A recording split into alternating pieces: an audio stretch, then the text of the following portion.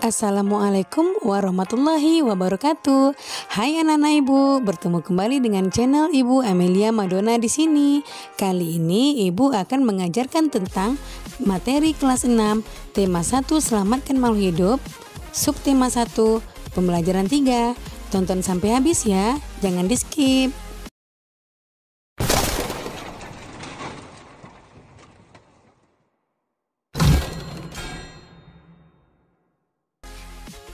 Materi ini berdasarkan buku tematik terpadu kurikulum 2013 dan juga Bu Pena 6A, tema 1 dan tema 2, penerbit Erlangga. Sebelum kita mulai, jangan lupa kamu tekan tombol like, komen, share, dan subscribe ya, agar anak-anak ibu tidak ketinggalan video pembelajaran terbaru dari channel Ibu Amelia Madonna berikutnya. Terima kasih. Pada pembelajaran 3 ini, kompetensi dasar yang dicapai adalah yang pertama IPA KD 3.1 membandingkan cara perkembangbiakan tumbuhan dan hewan. KD 4.1 menyajikan karya tentang perkembangbiakan tumbuhan. Nah, untuk kompetensi dasar pelajaran bahasa Indonesia yaitu KD 3.1 menyimpulkan informasi berdasarkan teks laporan hasil pengamatan yang didengar dan dibaca, dan KD 4.1 menyajikan simpulan secara lisan dan tulis dari teks laporan hasil pengamatan atau wawancara yang diperkuat oleh bukti. Itulah kompetensi dasar pelajaran IPA dan bahasa Indonesia dalam pembelajaran 3 ini. Padi, umbi-umbian, sayuran, dan buah-buahan yang kamu makan membuat tubuhmu sehat. Selain itu, kamu akan memiliki cukup energi untuk melakukan aktivitas. Akan tetapi, makanan yang kamu makan saja tidak cukup. Kamu perlu berolahraga untuk membuat badanmu sehat dan kuat. Tumbuhan, selain berkembang biak dengan cara generatif, juga berkembang biak dengan cara vegetatif. Bagaimana perkembangbiakan vegetatif pada tumbuhan? Ayo kita cari tahu. Nanas berkembang biak dengan cara vegetatif. Pembibitan tunas dapat dilakukan untuk mengembangbiakannya. Bawang merah memiliki bentuk berlapis yang di tengahnya akan tumbuh tunas. Umbi lapis terdiri atas daun yang tumbuh melapisi batang dan membengkok di dalam tanah. Pohon pisang berkembang biak dengan cara membentuk anak pisangan pohon yang disebut dengan tunas. Tahukah kamu apa yang dimaksud dengan perkembangbiakan secara vegetatif? Perkembangbiakan secara vegetatif adalah cara berkembang biak suatu makhluk hidup yang terjadi tanpa melalui perkawinan. Makhluk hidup baru tumbuhan berasal dari tubuh induknya tersebut.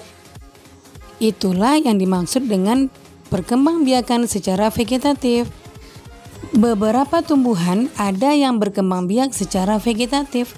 Perkembangbiakan secara vegetatif terjadi tanpa adanya peleburan antara sel kelamin jantan dan sel kelamin betina. Perkembangbiakan secara vegetatif bertujuan untuk menghasilkan tumbuhan baru atau tumbuhan dengan sifat baru. Perkembangbiakan vegetatif dapat terjadi secara alami maupun secara buatan. Nah, sekarang ibu akan memberikan contoh perkembangbiakan secara vegetatif alami. Yang pertama adalah tunas. Tunas atau bertunas menurut Wikipedia artinya membentuk reproduksi aseksual di mana organisme baru tumbuh pada satu sama lain. Organisme baru tetap melekat seiring dengan pertumbuhan, memisahkan dari organisme induk hanya ketika matang. Contohnya adalah tebu, pisang, dan bambu. Itulah contoh perkembangbiakan dengan tunas. Umbi lapis adalah pelepah daun tipis yang berlapis-lapis. Pada bagian atas umbi akan tumbuh daun dan bagian bawah tumbuh akar serabut membentuk cakram. Contoh tumbuhan yang berkembang biak dengan cara umbi lapis adalah bawang merah, bawang putih, bunga tulip, dan bunga bakung. Selanjutnya adalah umbi batang. Umbi batang menurut Wikipedia adalah umbi yang terbentuk dari batang atau struktur modifikasi batang. Contoh dari umbi batang adalah kentang, ubi jalar, dan juga bunga dahlia.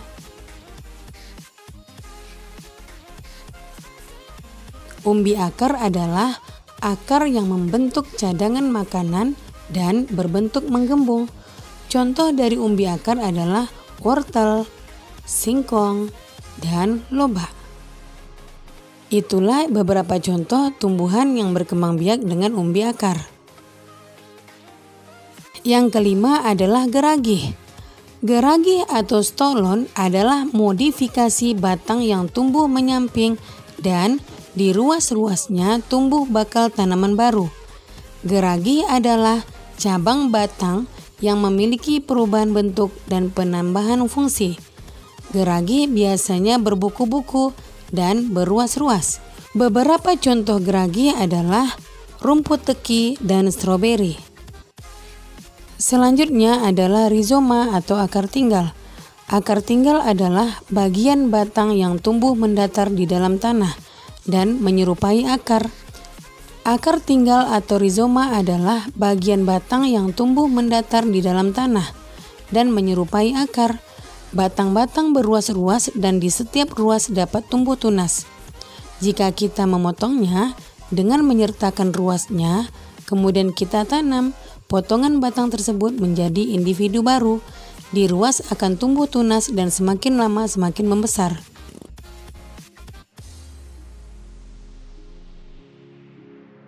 Selanjutnya adalah spora. Spora adalah satu atau beberapa sel yang terbungkus oleh lapisan pelindung. Sel ini dominan dan hanya tumbuh pada lingkungan yang memenuhi persyaratan tertentu. Fungsi spora sebagai alat persebaran mirip dengan biji. Contoh spora adalah jamur, lumut, dan paku-pakuan. Itulah contoh-contoh tumbuhan yang berkembang biak dengan spora. Nah, sekarang anak-anak ibu sudah tahu kan contoh-contoh tumbuhan yang berkembang biak dengan vegetatif alami. Sekarang kita masuk ke pelajaran bahasa Indonesia. Bacalah teks berikut ini. Tumbuhan sumber kehidupan. Indonesia adalah negara kepulauan yang terletak di garis khatulistiwa. Indonesia memiliki dataran tinggi, dataran rendah, dan perairan. Dataran rendah adalah daratan yang memiliki ketinggian 0 sampai 200 meter di atas permukaan laut. Hampir semua ibu kota provinsi di Indonesia terletak di dataran rendah. Tumbuhan di dataran rendah adalah padi, palawija, dan tebu. Wilayah pantai termasuk dataran rendah. Indonesia memiliki banyak pantai karena negara kita terdiri atas ribuan pulau. Tumbuhan di wilayah pantai adalah kelapa, bakau, dan ganggang. Dataran tinggi adalah daratan luas dengan ketinggian lebih dari 200 meter di atas permukaan laut. Beberapa dataran tinggi di Indonesia adalah dataran tinggi Dieng, dataran tinggi Malang, dan dataran tinggi Tengger, dataran tinggi Alas, dan dataran tinggi Bone. Jenis tumbuhan di dataran tinggi adalah teh, kopi, cengkeh, buah-buahan, dan sayuran. Nah, setelah kamu membaca teks tadi, maka isilah diagram berikut ini berdasarkan informasi dan ide pokok dalam bacaan tadi. Kembangkan informasi dan ide pokok pada diagram menjadi sebuah tulisan. Indonesia memiliki berbagai jenis tumbuhan. Tumbuhan tersebut memberikan bahan makanan yang berlimpah dan manfaat lainnya. Bagaimana kita mensyukurinya? Setelah belajar hari ini, tulislah beberapa hal berikut. Hal apa yang paling menarik yang kamu pelajari hari ini? Apakah ada hal yang masih membingungkan? Dan apa yang kamu lakukan terkait tanaman sebagai sumber kehidupan? Demikian video pembelajaran Ibu kali ini. Semoga bermanfaat ya.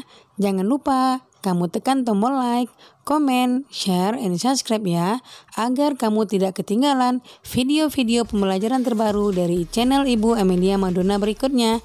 Terima kasih. Assalamualaikum warahmatullahi wabarakatuh.